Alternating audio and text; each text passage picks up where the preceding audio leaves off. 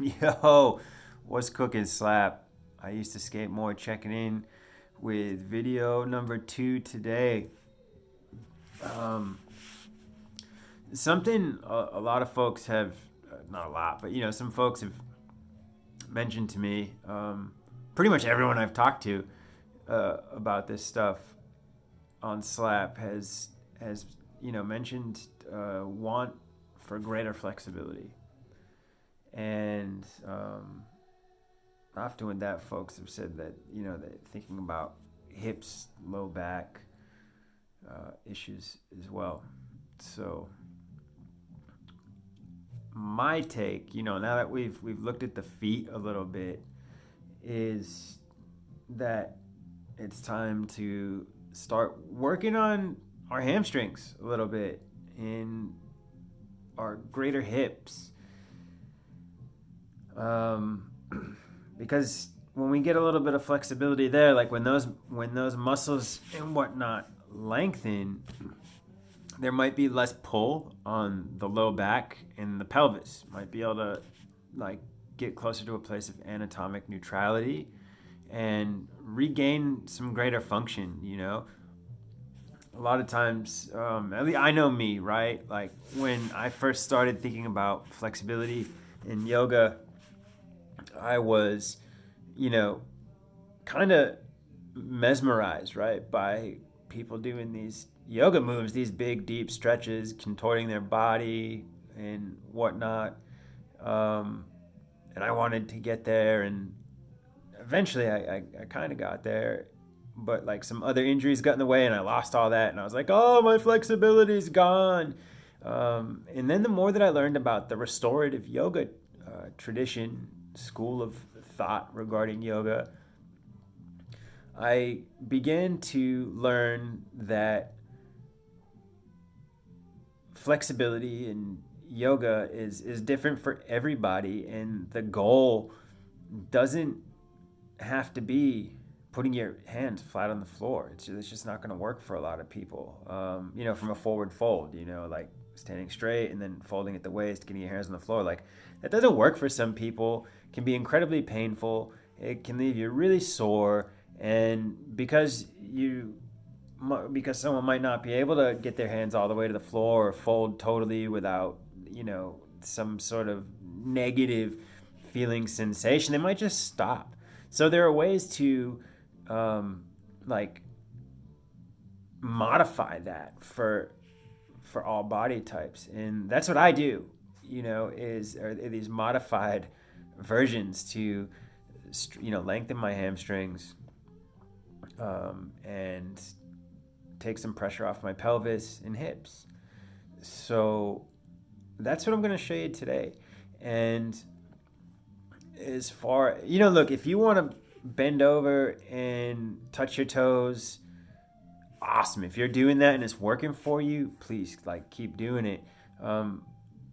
But also maybe check this out, right? Because it's always cool to have something else in the bag, another option, just to see how it works.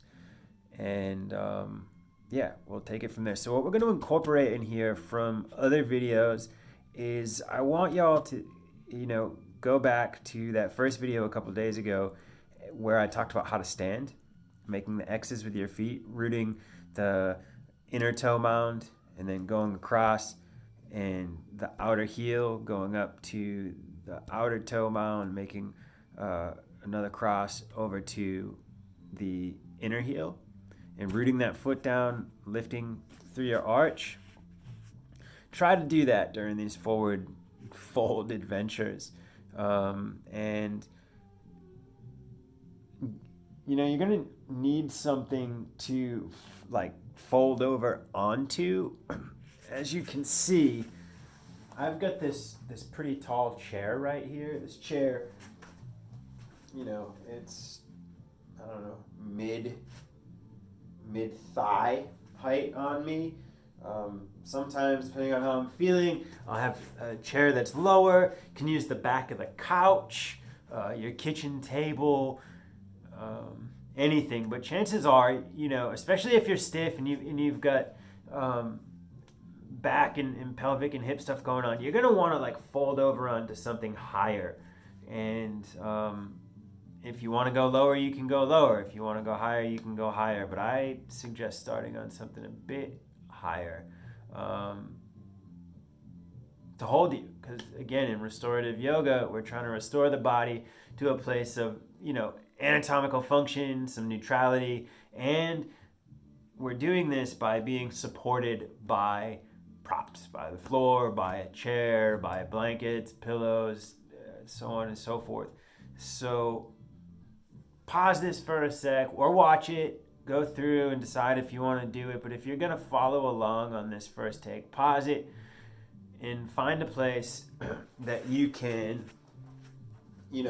fold forward from the hips, have a straightened, elongated spine, and then like rest yourself on top of for anywhere from 5 to 10 minutes.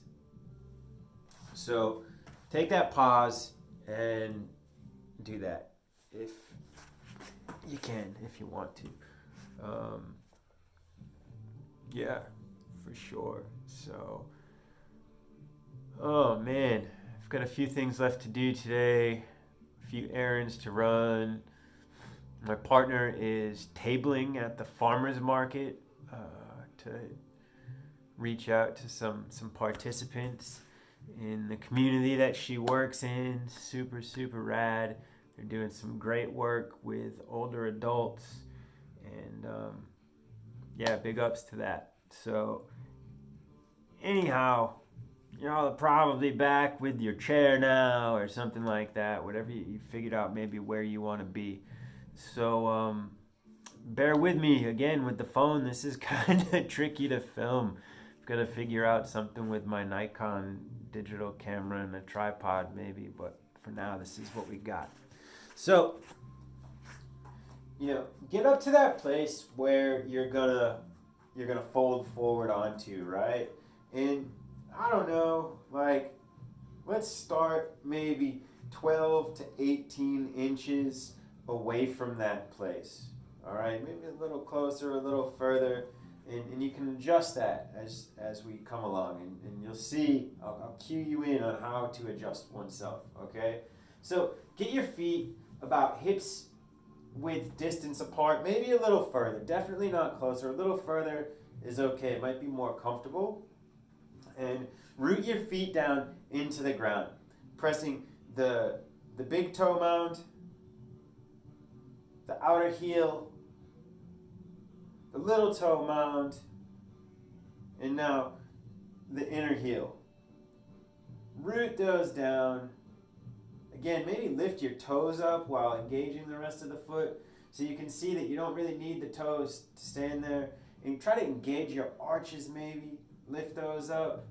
Can you engage your legs, your whole legs? Feel that near your knees. Begin to lift up through your quadriceps. You got some life in those legs. No matter how tight or sore they are, just feel it. Maybe now your glutes, your butt's tightening up. Begin to lift up through your body, almost like you're zipping up your pants without using your hands. Begin to lift that area up from your pubic region up towards your belly button. I'm not saying suck your stomach in, but again, like zipping up your pants. Continue to lift straight up through the center of your torso, up through your anatomical heart. Roll your shoulders back a little bit, let them relax, let your fingers hang. Make sure your neck is chilling out, okay? Take a deep breath in through your nose. Breathe out through your mouth. Let's do that again. Breathe in through your nose. Breathe out through your mouth. And that engagement we've been holding in our body, that lift, let it go. Let your body relax. All right? Cool. A lot of times in the forward folding yoga, we sweep our arms up, overhead, and fold forward. We're not going to do that because we want to find our waist here. We really, really want to find the waist, okay? So feel around your hips where you think your hip bones are. You know, that iliac crest right here, the iliacus. Bring your fingers right there. You take 2 fingers, put them right around those hip points. Okay? You've got your, now engage your feet again. Okay? And begin to fold forward. All right? And you're only going to fold forward as far as you can without feeling any strain on your back. If you're feeling strain on your back, maybe you're staying right here, and you can stack some pillows up wherever you're at and rest your head. Okay? But wherever you need to go, keep your hands in the waist and fold from there. If you can, try to lengthen your spine, elongate that spine. And maybe you're starting to feel it in the legs. I know that I'm starting to feel it around my knees, the back of my hamstrings. It's working down this lateral side all the way down to my ankles. I've got my arms resting on the support and my forehead resting, okay? I'm gonna look over and see how my legs are. Yeah, they're pretty straight right now, right? And you want to try to keep your hip bones in line with the knees and in line with the ankles, which you can't see my ankles. You know, you can lean back like this. It might feel like you're getting more of a stretch, but that can actually strain other places. You can come forward like this, but that's really kind of defeats the purpose, right? So we want to try to make a straight line from the hips to the ankles. Our feet are engaged. We're resting our head. Okay, so you can totally do this with straight legs, okay? That's what most people think the goal of any yoga stretch is, right? Have straight legs. It's not the case. For some of us who have really tight hamstrings, who aren't super, mobile, we can get a big bend, okay, in the knees. And you see, I bent my knees, but my hips are still aligned down here with my ankles. So with my knees bent, okay, this is actually, I'm folding forward more. This is actually going to stretch my hamstrings and my glutes a little more. So while I'm here, I'm hanging out. It's not stretching the rest of my leg, but this is a really, really great hip and low back stretch. And I'm just hanging out here. My legs aren't particularly engaged. Here you can see I'm even shaking a little bit. Breathing in through my nose, breathing out through my nose.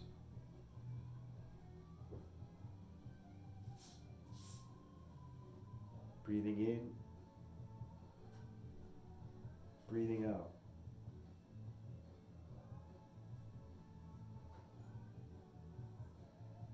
In and out. While I'm here with my knees bent, got my feet fairly engaged. I'm starting to feel a stretch in my quadriceps the longer I stay here. And what I'm trying to do, right, is the best way that I can verbalize this, for you to visualize, is that I'm kind of like turning my hips out and up.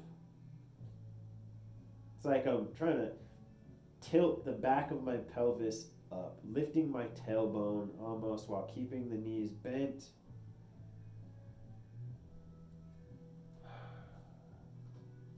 This can do some work for the IT band. It's going to hang out.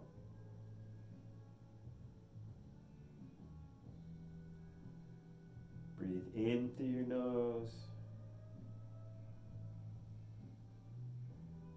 Breathe out through the nose.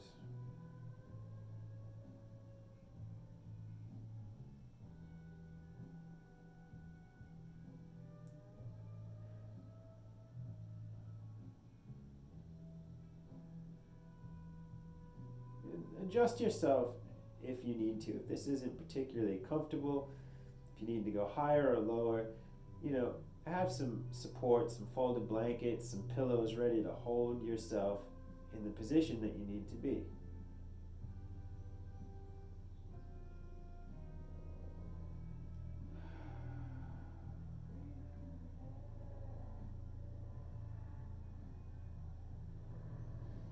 So you can keep your knees bent, and again, like by trying to tilt your tailbone up, It's lengthening the hamstrings.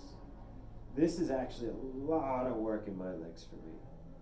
It would be a lot easier for me to straighten my legs and just hang out here.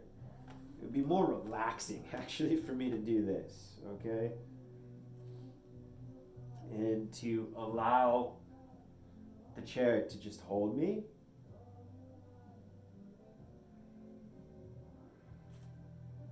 So breathe in through your nose.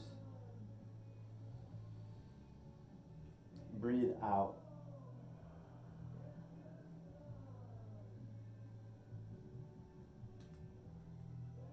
Breathe in. Breathe out.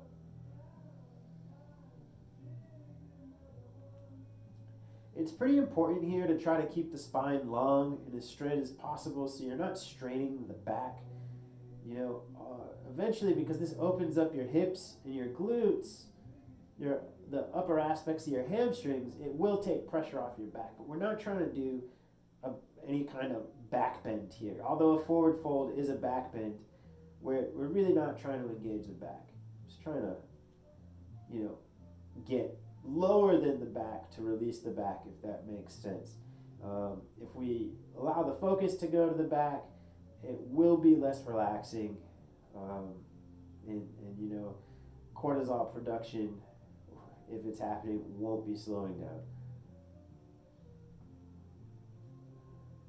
It's another really cool benefit of these held restorative yoga poses is that they're shown to reduce cortisol levels, to help take us away from fight or flight, anxiety, regions of the brain.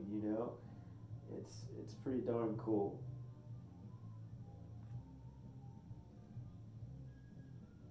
Breathe in through your nose. Breathe out. Do that again. Breathe in through your nose. Breathe out. I'm going to bend my knees a little bit one more time. Tilt my hips up a bit. I'm going to hang out for just a few moments longer.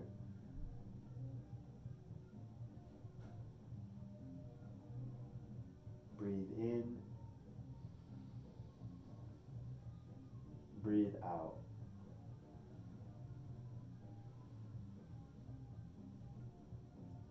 The next time you breathe in, breathe your attention to your hips. Breathe in to your hips. Breathe out the tension in your hips. One more time. Breathe into your hips. Breathe tension out of your hips.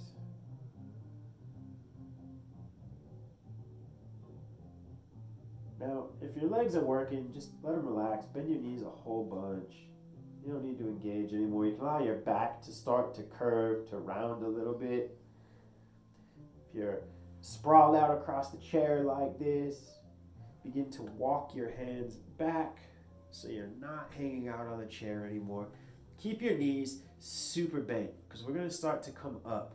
Allow your legs to lift you, so slowly unbend your knees as you lift your hips up and begin to uncurl through the back, using your legs to hold you. If you're lightheaded, begin to bend your knees and come back down. Take a hold of something for support. Shake your hips around a little bit. Walk it out. And that, my good homies, is, for me anyways, a pretty darn deep hamstring hip release session. I do that pretty often, and what I like about it is it doesn't strain me so much. You can do leg releases with your back on the floor, your legs up the wall. That's pretty cool. But I really, really like using the chair. It's super accessible, And for those of us that can stand, it's accessible anyways. And their modifications on the already modified pose are pretty endless. So yeah, we can. I'm gonna definitely do some more from that. Can do it sitting in a chair too, which is pretty dope. But yeah, I really want to start us getting into the hips and hamstrings to take some pain in negatively associated sensations out of the lower back. And yeah, once, I don't know if I already said it, but tight hamstrings are generally associated with weak hamstrings. They're overworking, getting shorter, and just, aren't as strong as they could be, all the way around. So, yeah, hamstrings and hips, pals. Have a great day, dudes.